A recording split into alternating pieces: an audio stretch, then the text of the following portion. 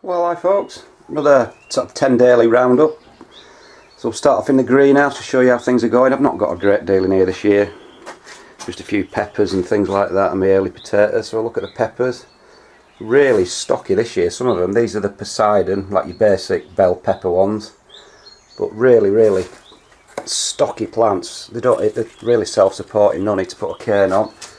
And as you see, they're starting to produce flowers now, so we should be getting a few little peppers forming soon once they start to get pollinated. These are the tall ones. These are the ones called the oxhorn ones, which are the longer, about 69-inch long, very sweet peppers, which I tried for the first time last year and was really impressed, so I'm growing a few more of those.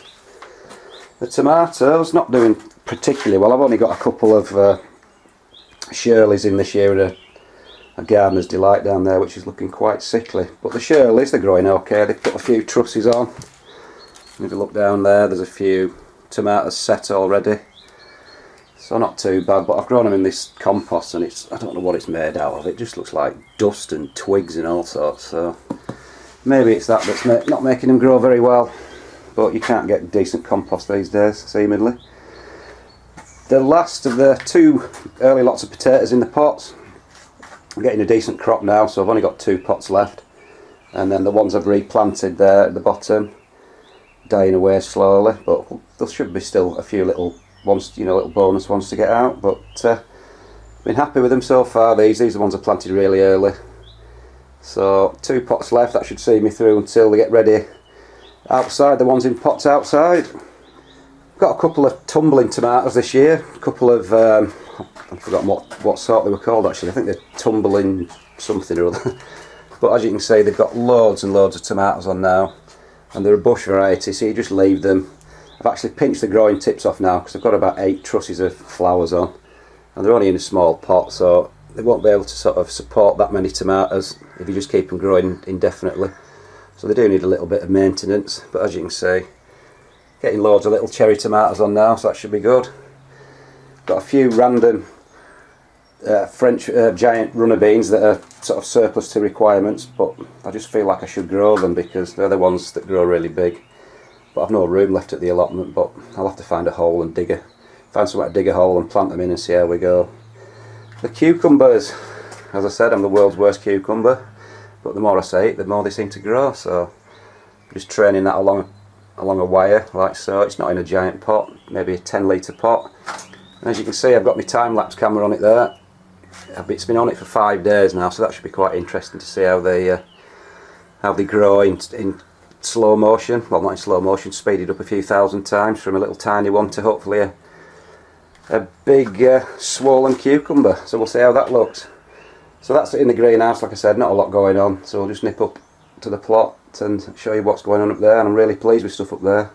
It's looking pretty good. Well, right folks, I'm just walking up to the plot now, see if I can do it before this thunderstorm arrives. People say, what's your access like to your plot? That's my access to my plot.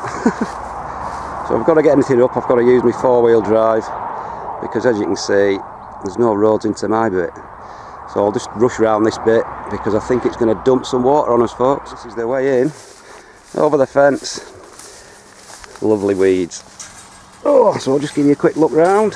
I'm really happy with it at the moment. Everything's growing brilliantly now that we've had a little bit of rain.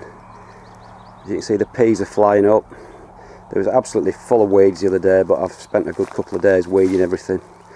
So it's nice and clean now for a while. Garlic, still growing well, no sign of any rust. So should be quite good. Spring onions there, which are planted in little clumps, as you can see.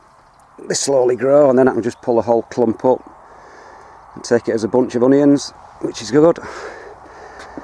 The Savoy Cabbages, they've put a bit of growth on since it's put some rain down too. And the red ones still growing slowly. Planted my second batch of lettuces out today. I don't think I need to water them because as you can see, it's going to absolutely chuck it down in a minute. So far so good. Banana shallots, not growing particularly quickly, but once they sort of get the roots down, they do tend to fly on a bit and then bulb up. And then the lettuces, I'm really happy with these. They're ready outside now. Been taking these and harvesting them. These are the multi-green and multi-red mixed, as you can see the size. They're a cracking variety. Don't seem to have any pests really, apart from slugs obviously. But they grow in all sorts of conditions, and they're a nice crispy lettuce without any sort of problems at all. So I'd recommend those to anybody. So on to the potatoes. Growing really well now, they're all fully topped up. They're the first earlies, well, the Nicola and Charlotte, the same as I've been growing in the greenhouse. These are the Sarpo or Sharpo Miras. In the bigger pots, I'm growing them in 50 litre pots this time with 4 spuds in. And that one over there, the taller one, is the Sarpo Blue Danube, which makes the best roast potatoes in the universe. So why that's further on than the rest, I don't know. Another one of the Jerusalem artichokes again, and another one in a big pot. Growing really quickly. Apparently the variety of the sunflower family. So, and they do have flowers on, but they grow to about 8 feet tall. So we'll see how they get on, but so far so good. Spuds are doing really well. So over at my other beds now, I'll just show you the peas. I've sowed some peas direct, and as you can see, the little mice have been digging them out. An odd few have survived, just poking up. But there's all the little telltale holes and little digging bits and peas on the top, so it's a bit disappointing. I'll have to grow some in gutters and transplant them out instead, I think. Shallots have been really slow this year for some reason. There's plenty of growth and they're all split, but they're just not bulbing up at all, and I did put them out quite early. But anyway, they'll come to eventually. The onions, really happy with these now. These are the heat treated ones. Not a single one's gone to seed. They were a bit slow at the start, but I did plant them out really early. And now that it's getting towards the longest day, which is a bit depressing, I know, 21st of June, that's when they'll start really starting to bulb up. And this bit of rain should help as well, because they've got plenty of leaves on, so there should be plenty of power for them to power a bulb up or two. There's 3 different types. There's a red variety, Fen Early, and a Fen Globe, I think, in there. So again, so far so good. The kale, same again with this rain we've had. It's absolutely flown on. It's nearly bursting this little thing out to keep the butterflies off. But I think I'm going to have to keep it on, because this is where the pheasant likes to sit in there. As you can see, the little indentations, and I would imagine pheasants like to eat kale. So I might have to leave it on as long as possible, and then I'll just have to let it sort itself out after that. Planted the leeks out. I did the video the other day. The same thing, I've only got this protection on, try and keep the pheasants off most of them, because again they might just start sitting down and eating them and messing the holes up anyway. But nothing much happened with them since I planted them. They'll just sit there until the roots get down, then they'll start to grow up. Some of the giant runner beans, I'm just growing these purely for stupidity. They're not for eating. They were from about a 28-inch runner bean or something last year that I got from Harrogate. So I'm hoping that they'll grow up and that we'll get some kind of monstrously long bean. It's just purely for personal interest, this. And the marrows, I've been keeping them under protection just to keep the wind off. Got all the beds sorted out now. I'll just give you a look at one. They're really starting to fly now. They'll be nearly at the end of this cloche in a bit. Got huge leaves, about 18 inches across. And then what I'm doing now, if you can see, I'm making a trench in front of the main leading tip. And then what you do is you just bury the whole plant, stem and all. Obviously keeping the leaves above ground, but bury the stem, and that roots at where the leaves grow out, and it just roots more into the soil, so you get more energy going into the plant and hopefully a bigger marrow. But so far so good. It's about as big as I've ever grown one at the moment at this time of year, so it's looking good so far. It's just starting to rain now, so I'll just finish off in the polytunnel. So finally a few of my poppies have come out. They've been really slow this year. They usually come out in May, and considering how mild it's been, I just don't know what's been going on with them. But they're the big sort of oriental poppies. When they open up in the sunlight, they're quite a spectacular sight. And finally my iris have come out. You get years where they don't come out, and you just get like blind buds that don't flower, but they're a lovely flower. Really delicate looking things. And they're dead idiot proof, you just plant them in. And they're a perennial, and they just keep coming back year after year. So I'll give you a look around the polytunnel as usual. We'll finish off with the onions, so I don't want to show you them yet. Right, again the weather has been so hot, everything's really grown. You remember the little courgette that was just a pathetic little plant? Now look at the size of it. It's nearly half the size of the bed. And believe it or not, already it's got little courgettes on.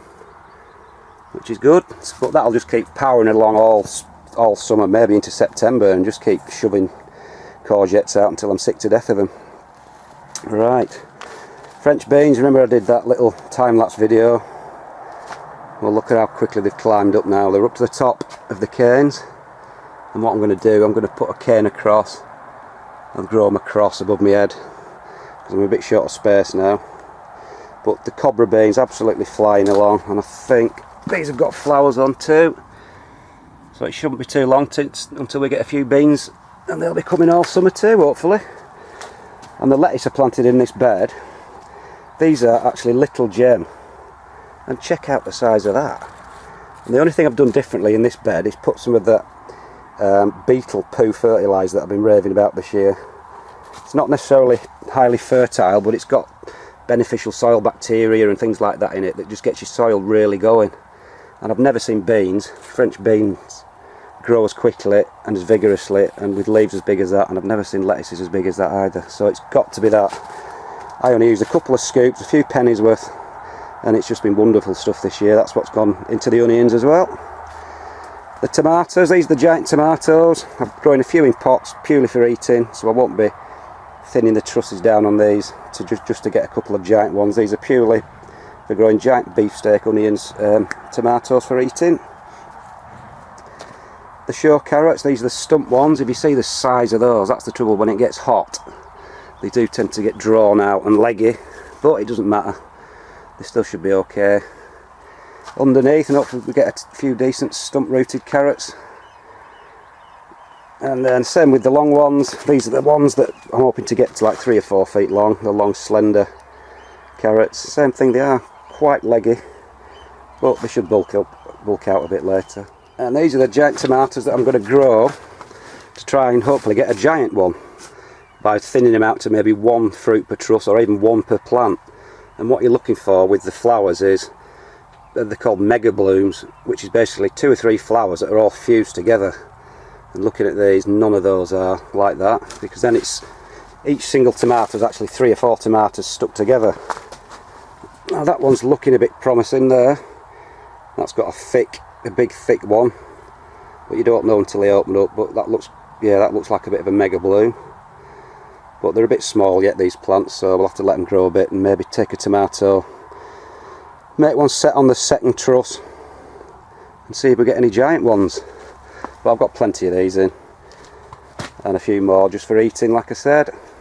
Right, the giant carrots, doing really well, absolutely huge now. If you can see, loads of leaves on, loads of growth, so hopefully that'll end up as a big root underneath, but you never know until you pull them up. Might be all tops and no bottoms. It's just one of those things, but it's interesting when it comes to September and you pull them out to see if you have got a whopper. Right, we'll finish off with the onions. I'll try and get a shot. They're the best I've ever grown at this stage. Look at the size of them now. But one problem that I've got now are an inversion of thrips, which, unless you've got a keen eye, you won't, well, you can't see them, they're that small.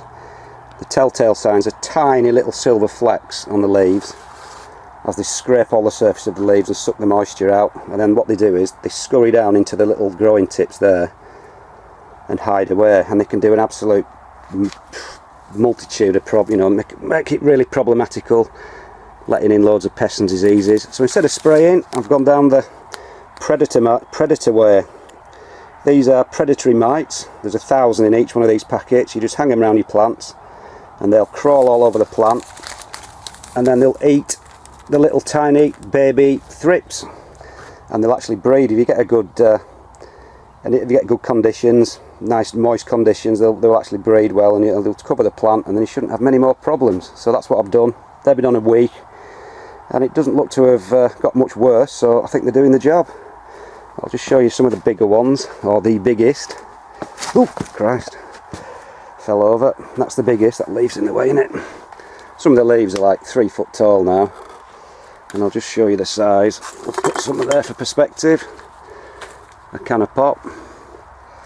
That's now about 17 inches in circumference, so like I said, it's a good inch bigger than I've ever grown at this time of year.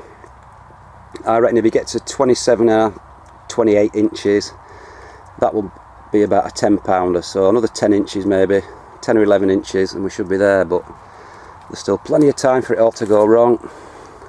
But so far so good, they're all looking good, no problems apart from the thrips, and I think I might have got on top of that problem. I've grown a few in the beds because I've got this disease in the beds, and I've used some fungal sort of inoculant to try and counteract it. It's like a, I don't know, like a panacea of goodness that you put on the soil, and it's got beneficial bacteria that will fight off bacteria and fungus things that you don't want. And considering that last year they were absolutely pitiful, it seems to have done the trick so far. So we'll see. Same thing, I've got the little packets of bugs there to try and ward off the thrips as well. So that's about it, folks. I think things are going really well, couldn't be happier, no major problems. Weather's turned a bit crap, but other than that things are looking good. It's just starting to chuck it down. I think there's a thunderstorm coming in over there. So that's about it, folks. I'm going to go home before I get soaked. That's about it, folks. See you later.